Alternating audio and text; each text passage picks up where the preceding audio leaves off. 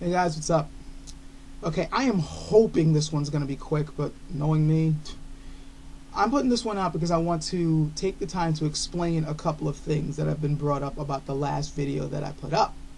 Apparently there needs to be some clearing up and some explanation of some shit. So, let me quickly get on with it. Point number one. I am well aware that the tree in the garden was originally called the tree of knowledge of good and evil. It's shortened as simply the tree of knowledge, but people call it the knowledge of good and evil. However, it seems that a lot of you are not privy to the following information. It doesn't necessarily mean the tree teaching morality. Most people, when they hear good and evil today, they think morality. Well, it may not have been. Most likely, in fact, it probably wasn't what that tree, what it really represented. First of all, let's think about this logically. It doesn't make any sense for them to be denied eating from the tree of morality after you're trying to teach them not, you're telling them, giving them an order. Don't do this or else. If you're disobeying God, obviously it's an evil act. Well, if they had no concept of good and evil, why are you going to punish them for taking the fruit from the tree? It has been argued, there is a debate going on, that the tree being labeled good and evil didn't necessarily mean teaching morality. It was more teaching them, it's more a title used to describe the totality of all knowledge. You got your good stuff, you got your bad stuff. You know both, you know everything. I.e. a tree of knowledge. Look this up. There's books on this shit. Go on, look this stuff up. You'd be surprised. There's a major debate going on that tree is basically says it's supposed to represent the totality of all knowledge. And it makes a lot more sense when you think about it. First of all, I already mentioned the moral aspect of the story. Second of all, why would the creator then be terrified of human beings getting their hands on the tree of immortality after getting a tree of morality? Oh my God, these people now know what's good and what's evil. Now they're going to be immortal too. Okay, I can see some fear there, but it's not nearly as potent as, oh my God, these guys now have the capacity to know everything about everything, and now they're going to be immortal too? Now I got to contend with them? Makes more sense, doesn't it? Come on, guys. Besides, the people who are arguing that the tree is mostly a tree of morality tend to be of the more dogmatic, Christian slant, and I tend not to give them much weight anyway because most of the other arguments, are heavily flawed. It was more, and for those of you who are, again, like, it can't be this, you got to remember that we make the mistake too many times of using our modern interpretations or taking for granted our modern way of looking at the world and trying to apply it to old language. It doesn't really work that way. You have to try to know how they thought or how, or their slang, the way they used words, in order to understand how they've used certain words. Because think about it, way in the future, they might not understand the slang that we use or the terms that we use. They might take it more literally, and that's a mistake. For instance, there's a term in Chinese that was originally from old language where they would describe everything on earth as the 10,000 things. Now today, somebody might read that literally and go, oh, the 10,000 things, there were 10,000 specific living things that they're talking about. Nah, when they say 10,000 things, they mean everything on earth. Obviously, there's way more than 10,000 things on earth, but when they're saying the 10,000 things, they're talking about everything. So it's a colloquialism. It's a term that's used. It's, for lack of a better word, it's a slang term. It's the same thing with this title, The Tree of Knowledge of Good and Evil, guys. Yeah, seriously. There's a lot of evidence to support that. Harped enough on that. Number two, the Lilith angle. I'm going to hate to do this. I really, really hate to do this because I've done this before. And I tend to, upset and burst the bubbles of people hanging on the Lilith thing and I don't want to do that because it tends to be people I like. The people who hang on to the Lilith thing, it's women who use it for a sense of empowerment, or, a feel-good story about, yeah, I can take charge of my life. Or some people who just simply like the kind of side story angle of, ooh, this is something hid from us. And it's, I hate to tell you this, guys, but it's not an official part of the religion. And it's not because they hid it from you as a conspiracy. It's because it never really was a part of the religion. There is no mention in the dogmatic texts of Lilith ever being Adam's first wife. It's from folklore that you get to see this. It's the side stories. It's so, okay, I have to be careful here because we can say that the Lilith thing is part of Jewish myth, but it's more apt to say it's part of Jewish folklore than myth. Because when you say myth, you tend to talk about the actual part of their dogma, the actual part of their religion, and there's really no mention of Lilith in there at all.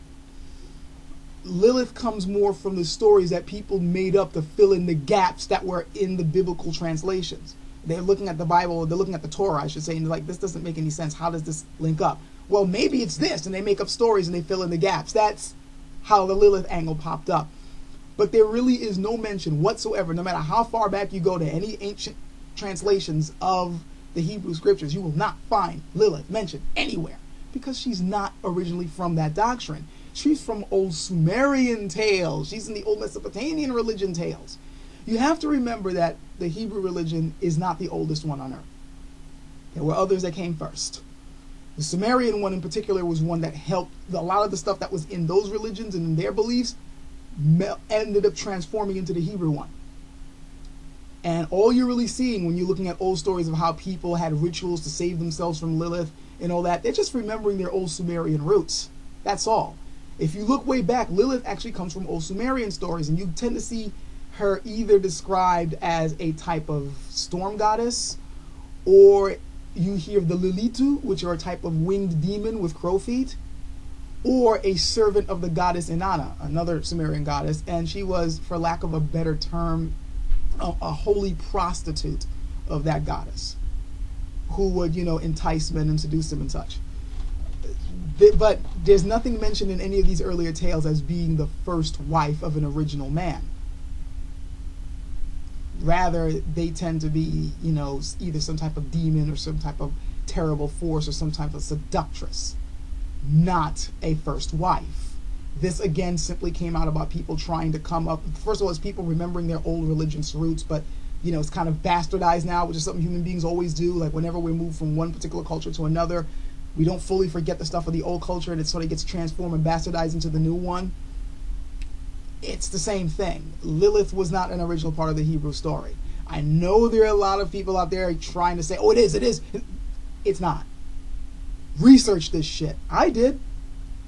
I know it hurts some people to hear this because they really want to hold on to it. And hell, you can argue that we're just arguing semantics here. A story is a story. A myth is myth. So if we're going to be looking at this myth, you might as well take strength from this myth. Okay, fine if you want to, but don't fool yourselves into thinking that this is an official part of that religion. It's not. You still want to take some strength from it? Hey, fine. There are people out there taking strength from Harry Potter. There's no freaking reason why you shouldn't. But you got to understand, it's sort of like Star Wars. There's canon, and okay, wait a minute. Lucas these days says everything that has Star Wars on it is canon. Okay, before he went insane, there's canon, and then there's the shit done on the side, like the EU, the extra comics, the fan fiction. The Lilith story, when it comes to the Hebrew tradition, is the fan fiction that people just generally accepted because it made a lot of sense in filling in the weird gaps about how come there seem to be two creation stories in here. First it says it was a man and a woman, then this is Adam and Eve. What the hell's going on? So they are trying to fill in the gaps. That's what it is. 3. Lastly, I just want to touch on this. People, for some strange reason, are seeming to think that I'm trying to say that women are better than men. No! That's not the reason why I put that video out. The reason why I made that video was to show the Adam and Eve story in a new light. It was a different interpretation of it, and just to show that it doesn't have to be used to demonize women. It was not a way for me to say, oh, women are better than men. Nor did I say that this was an absolute. It's just simply showing an angle that the myth was trying to say about how women gave the nudge for humanity to move out of the wilderness, because that's what out of this natural animalistic way of living into a way of living where we provide more for ourselves than nature provides for us, instead of just simply having to sit there and okay, the food's in the tree here, what we're plucking from berries. Now you're going into more you're going into agriculture now. You're going into making the foundations of civilization. You're providing for yourself a little bit more, but you have to work for it. That's what it's talking about. The woman gave the idea, the men act on it. The whole yin-yang principle, if you will. How the feminine forces are the mysterious creative forces, and the yang male forces are the active bright, constant motion forces, and that's sort of what the story is doing. That's what it's talking about.